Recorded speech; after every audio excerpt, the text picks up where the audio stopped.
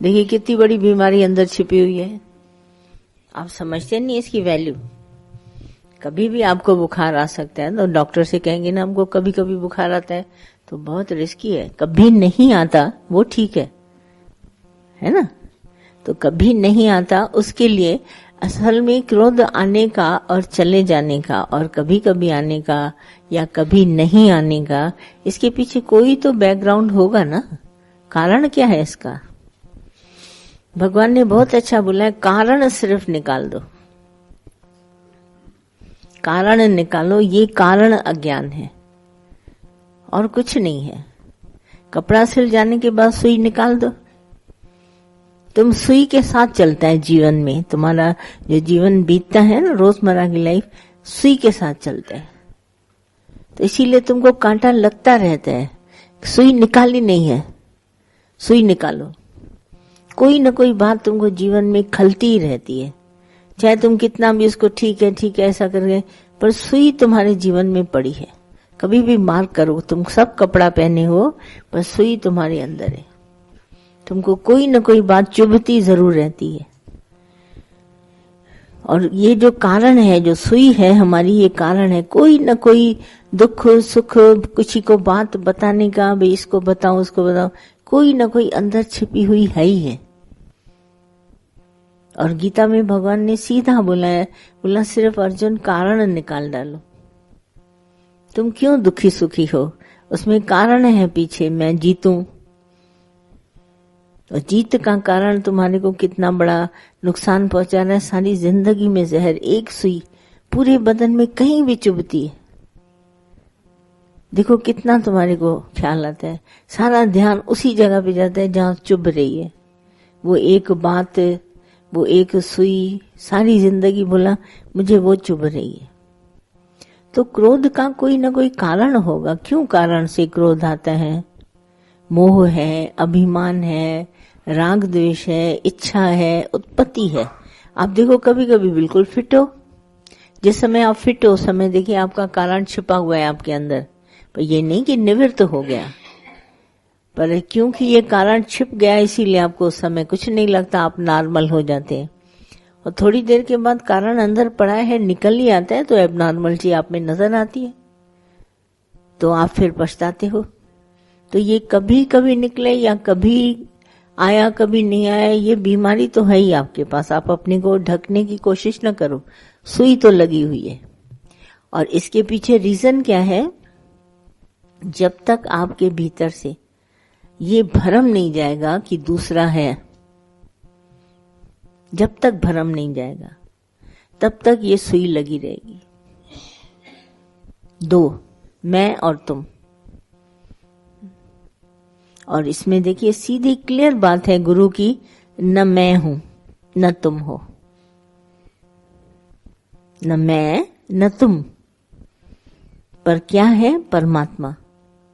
सब साकार रूप भगवान ने स्वयं धरे हैं।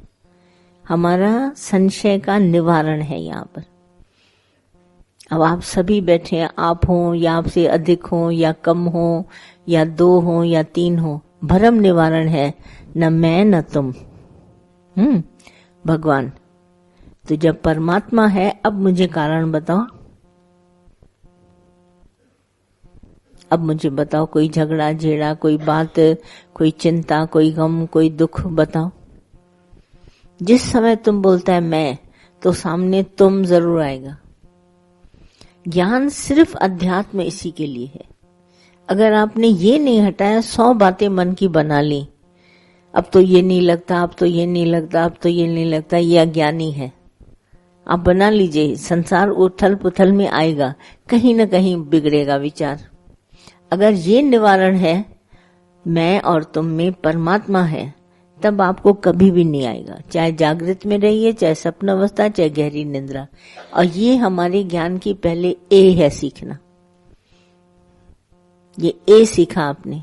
अगर ए नहीं सीखा तो बी बहुत बातें मेरे ज्ञान की सीख गए, कोई फर्क नहीं पड़ेगा। आपका संशय का निवारण नहीं हुआ। मुझे भी अनेक दिखाई देता है, तभी ये अष्टावक्र गीता में धागे में धागे की मणि बताई है, धागे में धागे की गांठ बताई है।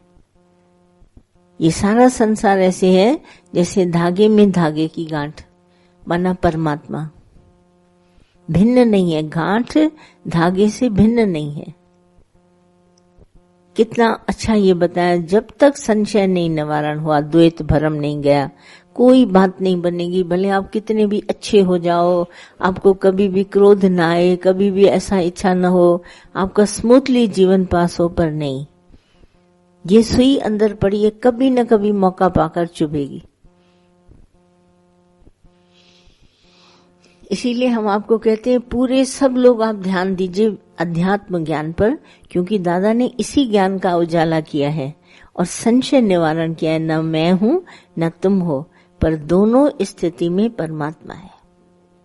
जागृत में देखिए 3 अवस्था बताई। बोला जब मैं जागा हुआ हूं अपनी आत्मा में, जब मुझे ध्यान है कि भगवान है, उसके सिवाय कुछ नहीं है, तो मैं अहम ब्रह्म हूं। फिर जब मैं देह में आ गया तो भी मुझे इस बात का ध्यान है कि ये देह का धारण करने वाला परमात्मा है। ये मेरी सपन अवस्था है। जब मैं अपने आप को देह साकार लेके आया तो इसमें है सपने का पूरा ड्रामा। जितना देह का पैदा हुआ, इस तारीख को पढ़ाई लिखाई करी, ये किया, नौकरी किया, इसका पूरा ये ड्रामा है। तो ये इसका ड्रामा सपन अवस्था में है, क्योंकि पासिंग शो की तरह है। जैसे सपना धीरे धीरे चलता जाता है, ऐसे ये देह मेरी सपन अवस्था में कहानी इसकी बनी हुई है। इसके माता पिता, इसके भाई, इसकी बहन, इसका शादी, इसका ब्याह, ये सब सपन अवस्था। उसमें भी मैं जागा हुआ हूँ। मैं अपने को ब्रह्म स्वरूप आत्मा जान रहा हूँ, सब कर रहा हूँ। पाठ जो भी मेरे से हो रहा है, मैं आराम से इस पाठ को कर रहा हूँ, पर है परमात्मा, ऐसा करके जानता हूँ। भरम मेरे से चला गया। ये मेरी सपन अवस्था। और गहरी निंद्रा माना बिल्कुल अंदर में मैं गया और नींद मुझे ऐसी आ गई शरीर से, मैं देह का मुझे भान नहीं रहा, और तो भी मैं जागा कि मैं आत्मा हूँ। आलस्य निंद्रा, गहरी निंद्रा, अज्ञानता में आ जाना, तो भी मैं याद रहा मुझे मैं ब्रह्म स्वरूप आत्मा हूँ। गर्भ अवस्था जैसे, वहां भी मुझे ध्यान आया कि मैं आत्मा हूँ।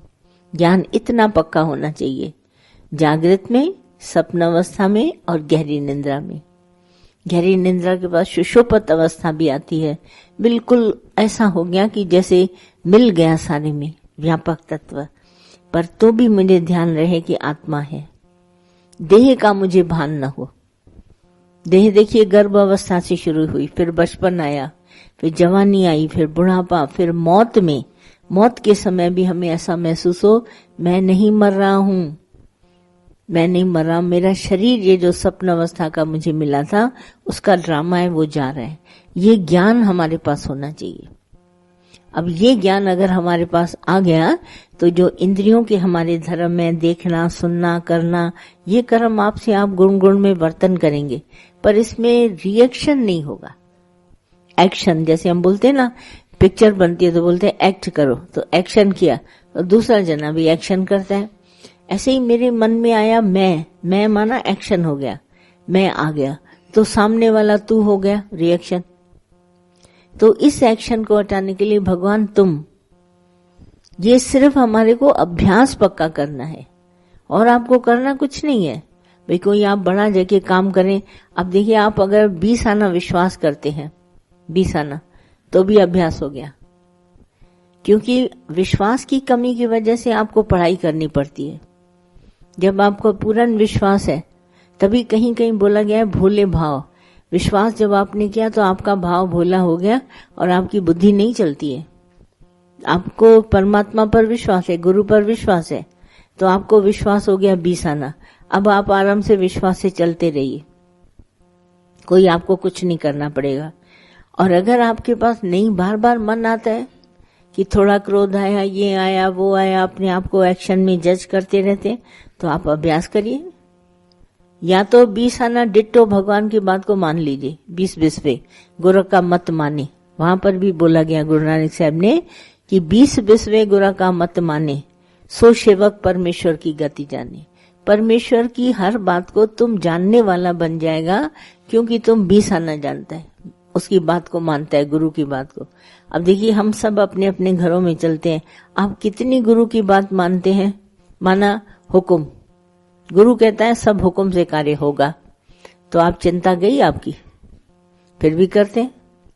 जब कार्य हुक्म से होना है, अगर आप 20 आना उसकी बात को जानते हैं तो सब कार्य हुक्म से होगा, तो इंद्रियों को किसी के बीच में आने की जरूरत ही नहीं, हुक्म से होगा। चिंता नहीं आएगी आपको, कभी दर्द महसूस नहीं होगा, कभी आप किसी चीज का इंतजार नहीं करेंगे, बहुत सारी बातें सिर्फ हुक्म मानिए। तो गृहस्थ आश्रम में आपके पास ज्ञान है परंतु अभ्यास में नहीं है, प्रैक्टिस में नहीं है, तो इसीलिए प्रैक्टिस में न होने के कारण आप वैसे ही चलते हैं जैसा मन आपको कहता है। जैसा आपका ख्याल आ गया जी भाव में, आप वैसे ही चलते हैं। अगर ये ज्ञान आपको पूर्ण विश्वास का होता तब तो क्या है, फिर तो आराम से बैठो, खाओ पियो, मौज करो, फिर तो कोई न चिंता, न गम, न दुख, न दर्द, न आना न जाना, कोई बात नहीं, जो कि विश्वास है। विश्वास है हर कर्म निश्चित समय पर अपने आप होगा, तब आपकी एक नस नहीं हिलेगी। ये है गुरु पर विश्वास। 20 आना विश्वास बिल्कुल मानते हैं। सो शिवक परमेश्वर की गति जाननी, भगवान की इस बात को हम जानते हैं, 20 आना विश्वास, और इसके सिवाय कुछ नहीं। फिर लाइफ ऐसे चलती है बिल्कुल स्मूथली, पता ही नहीं चलता कैसे, और होता सब है, क्योंकि ये सपनवत ड्रामा पहले ही से बना हुआ है। आज हम इसको चेंज नहीं कर सकेंगे, बदल नहीं पाएंगे, जो है जैसा वैसा ही होना है। बाकी हम बैठ करके ड्रामा देखते निश्चिंत होकर। पिक्चर हम लोग देखने के लिए जाते हैं, जब और कोई काम नहीं होता तो चलो 3 घंटे 2 घंटे वहां बैठेंगे तो पिक्चर देखेंगे, काम छोड़ के तो नहीं जाते। अगर कोई जाता भी है तो लौट के उसको अपना काम करना पड़ता है। निश्चिंत होकर अपनी लाइफ की पिक्चर देखिए, जैसे वो पिक्चर देखते हैं, टीवी में बैठते हैं, उसी तरह निश्चिंत हो जाइए अपनी जिंदगी में और चलते रहिए। पर देखिए आपके अंदर सारी मशीन चलती है, सोते जागते चलती है, और किस बात की चिंता, खाने की, पीने की, घूमने की, कपड़ा कमाने की, रखने की, ये सब आपने चिंता। तो अंदर मशीन कहाँ शांत है, इसी को तो शांत अवस्था कहते हैं। दुनिया में मशीनरी अंदर होती है फिट, पूरी चलती रहती, जैसे मोटर आराम से बाहर से आपको दिखेगी ऐसे कवर्ड, अंदर उसकी मशीन चलती है। अब यहाँ क्या है, अंदर भी मशीन चल रही है, बाहर भी मशीन चल रही है, और होना क्या चाहिए, बाहर हमारे हाथ पैर चले और अंदर मेरी मशीन शांत रहे, उल्टा जगत से। वो बाहर बात चलेगी, हाथ पैर सब काम करेंगे और अंदर शांत है। देखिए आप कोई भी कर्म में हाथ डालिए और आपका मन एकदम शांत हो, बाहर से हम काम कर रहे हैं, इसमें